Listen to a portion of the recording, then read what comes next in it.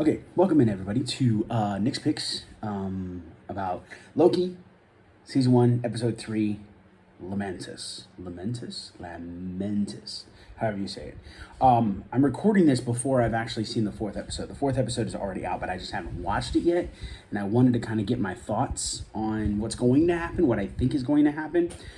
All three of these, basically, I saw together. The first three episodes I saw together, and so the first and second episodes, I kind of knew, when I did the review of those, I kind of knew what was happening or what was going to happen later. So now I'm kind of at a loss, which is great. I love it. So the exciting thing is figuring out what is going to happen. Now, rundown really quick of what happens in Lamentis, and as always, spoiler alert, because I don't really know how to do non-spoiler ones, so spoilers, yay. If you haven't watched it, don't listen. So at the very beginning, we see the kidnapped commander from episode 2 sitting in a bar with our variant Loki. That's the girl that we notice is Loki at the end of episode 2. And so right now, I call her variant Loki. Don't worry, later on, we'll get her name. So variant Loki is basically trying to find out information about the timekeepers, who guards the timekeepers, where the timekeepers are, how to get there, all that fun stuff in the TVA. And so it shows us that basically everything we see. So everything we see is basically a mind control by variant Loki. So by V Loki, I'm just calling it V Loki. So then after that, we see the end of the or what happened at the end of the second episode, where she teleports somewhere. She opens a time door somewhere. Come to find out, she opens a time door into the TVA headquarters.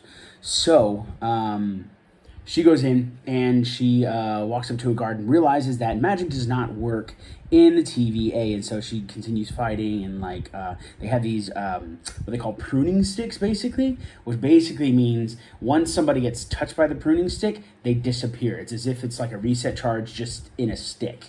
And so that's what ends up happening. Is basically she's fighting, she tags a couple of guys with pruning sticks, and then goes walking towards what are known as the gold elevators, basically. Our Loki comes through, and before she gets to the door, our Loki shows up and is ready to fight, and they're kind of like talking, and he wants her help, but she doesn't want anything to do with him, and she's like, "You're in my way." Well, then all of a sudden we see the basically, I guess, the leader or the head of the TVA HQ. Not exactly sure what her name is. It's something R Slayer, I guess, or Ren Slayer or something like that. So I'm sure we'll get a little bit more information about her later on. But she comes around the corner with a couple other guards, and they go to, as if they're about to attack.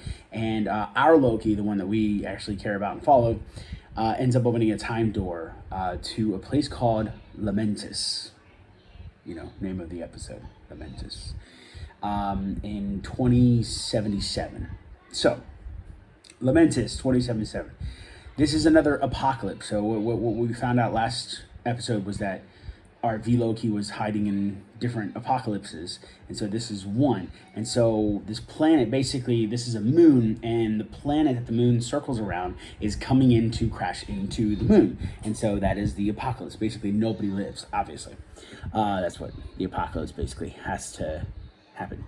While we're on Lamentis, they're fighting over, he has the temp pad, which is the thing that's used to travel through time and to different places. And they're fighting over it. They're, just trying to... V Loki is trying to get it back from our Loki. And so what ends up happening is basically our Loki ends up hiding it, and basically they end up having to work together. It's out of power. And so then they've got to figure out a way to get it powered. So they're going to the town to try and find the power. They don't find any source powerful enough, and during the entire time, it's basically V Loki is trying to get the temp pad back from our Loki. While they go to the edge of town, they find a woman. The woman says everybody's getting on the train to go to the Ark. The Ark is apparently the last ditch effort of everybody on this planet to get off. Well, we see on the train, really interesting thing, I didn't know this, that was really interesting. We see on the train kind of what would basically happen if all society started crashing down. And basically, it's the people with the money who would end up being able to get on the train, and the people without are just kind of left to the side. And I'm not saying that all societies would do that, but probably.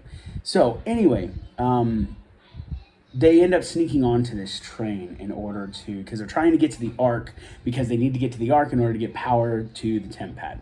That's the plan. That's the goal. While they are there, they talk, and she ends up. Oh, we find out as they're walking there, we find out that Loki is called Sylvie, Sylvie, Sylvie, and so basically, because basically our Loki was calling her either variant or a carbon copy or a crappy copy. I forget exactly the term that he used, but basically just a copied version of a carbon copied version of Loki. And so she didn't want to be called Loki. She didn't want to be called variant. Her name is Sylvie. So anyway, they get on the train. They're going to the Ark.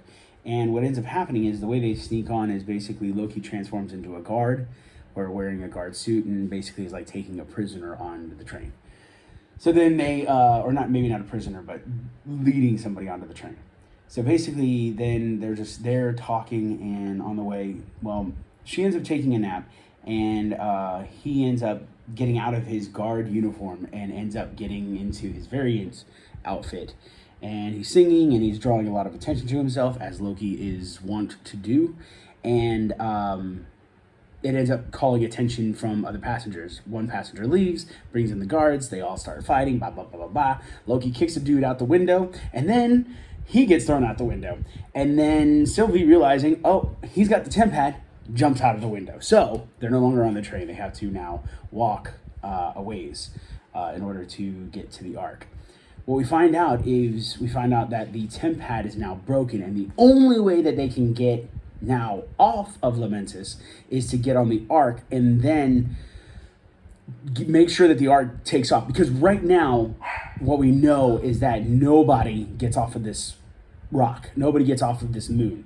Everybody dies. And so they were so confident in themselves. Like, Loki's like, yeah, so he's like, yeah, we can do this. We'll just make sure that the Ark gets off. And so they end up needing to go into town and just walk, basically. Let me see. Oh, while they're walking, we come to find out that people join the TVA. At the very beginning, Miss Minutes told us that people were created for the TVA. The TVA was created. The people that worked there were created by, the timekeepers. So now we're finding out that not only were they not created, but there were basically variants that were forced to join the TVA whenever they were captured and stuff. And so it's kind of a callback to the commander that we see at the very beginning of the episode, and she remembers like the bar that she was at. She was like, man, I remember this bar. Like, I remember being here before. Which, if you were created by the TVA and live at the TVA location, you would not remember a bar. The second thing that we remember is kind of this idea that Mobius had about jet skis that happened in the second episode, where Mobius is talking about how great jet skis are and how he's got a a magazine about jet skis. And so it calls into question so everybody that works at the TVA joins the TVA, but pretty much it seems like not by choice. Anyway, fast forward, they get to where they're supposed to, the place where the Ark is. And what we find out is, what's really interesting is we see a couple of things. Number one, a lot of people want to get on the Ark, but not very many people are getting on it. Guards are blocking people from doing it. Then we see Loki and Sylvie end up trying to run towards it. There's an explosion. They get blown back, but then they continue fighting with the guards, trying to find different paths to go. There's one point where a tower starts to fall, and Loki catches it somehow, and then throws it back. We'll talk about that in a little bit. And then when they get close and things open up, they're like, yeah. And then all of a sudden we see the Ark get hit by a meteor and just get just destroyed, just obliterated. And that is the end of the episode. And that's it. That fades out, or it doesn't fade out, but just goes to black. So, some cool things that I really enjoyed about this episode. Actually, there's not many in this. It's not saying that it was a bad episode. I enjoyed the episode, but there were just a few cool things that I thought that stuck out. Number one, the fact that Sylvie is Sylvie's name. Not that calls anything into question. It was just, it was going to be weird to have like Loki, and it was interesting that she kind of has her own name kind of thing, and that I guess at one point in time she was called Loki, but then she decided to call herself Sylvie, so I think that's kind of interesting. One thing that I absolutely loved was the callback to Thor, the movie, the first one, where Thor is drinking a cup of coffee, is like, I like this drink, and then he throws it down and he says, another. Loki, while on the train, while singing a dirge from Asgard, ends up doing the same thing, like with I don't know, like a cocktail of some sort, cocktail glass, and so he like throws it down on the ground. He's like, another, and I loved that just because it's kind of like it's something that was unscripted, something that was improvised by Chris Hemsworth in the first movie, and the fact that it carried over as like a quote unquote Asgardian tradition kind of thing. I think that was really fun and a really great call to it. The other thing that was really cool is Loki stops a tower from falling. That was amazing. It was awesome. Yeah, that's all I got to say about that.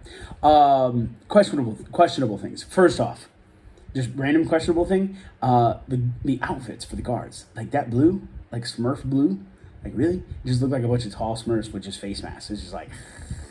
Anyway, that's just one questionable thing. I do want to know, we'll go through this. I'm very curious to see what we'll find out about the TVA and the people who work there, and kind of what happens as, will there be a moment where they're able to actually remember things? Like, and how does the TVA get them to forget, or how do the timekeepers get them to forget? That's one thing that I'm really interested in. Will Loki and Sylvie make it back? I mean, they do, but it kind of would make sense because it's only 3 episodes of a 6-episode season, so it would kind of be stupid to just like end it there somehow, some way. So obviously they make it back, but I'm curious how. There's a lot of stipulations how. I'll make my guess later. I'll tell you what people say. People say like that Loki took the time stone. There's a moment in the first episode where he grabs the time stone, and people say that he took that time stone and then he was able to change the course of time or do something with time and be able to like get them back to the TVA headquarters. Now, that would be really cool, and part of the reason why they believe that is because that tower comes down and then it does the exact reverse and goes back up. Or maybe not the exact reverse, but pretty much the reverse. The challenging thing, what's really interesting is because when we see Doctor Strange use the time stone, we see a lot of green around whatever object he's using. We see him being able to do it. We didn't see anything green there, but there was no color whatsoever as a way of like, I guess, just hiding. If it was the green, if it was the time stone, that would be the thing. Oh, Siri's talking to me. Hold on one moment. What in the world? There we go. Okay, sorry. Cool. Anyway, so. So we don't know what it is, but how do they get back? One question that I've got is why were they fighting the guards? Like, it just kind of seemed like they ended up in one place, they did a duck around, and then all of a sudden it was just fighting all the guards. And I was just like, I don't know, it kind of seemed a little excessive in the action area. Like I think it would have been better like just sneaking and stuff like that. Because it seemed like they were sneaking, but the guards knew where they were. They're like, hold on, I know where you are. I see you. It's almost like they had like a tracker on them, and it's just like, really? Let's see. Why in the world do they have this random woman outside of the city to give them exposition of how to get onto the train and then to the Ark? Like, I don't understand this woman. I'm hoping this woman has some kind of special role that we just don't know about yet. But right now, I'm just like, there's this random woman out in a random cabin out in the middle of a random planet, just for what? Like, just to get it. And it just kind of seems like it was ridiculous. And then also, like, again, how did Loki stop the tower? Like, that's a question that I've got, and I'm hoping we get that answered in this new episode. Guesses. Here are my guesses for what's coming.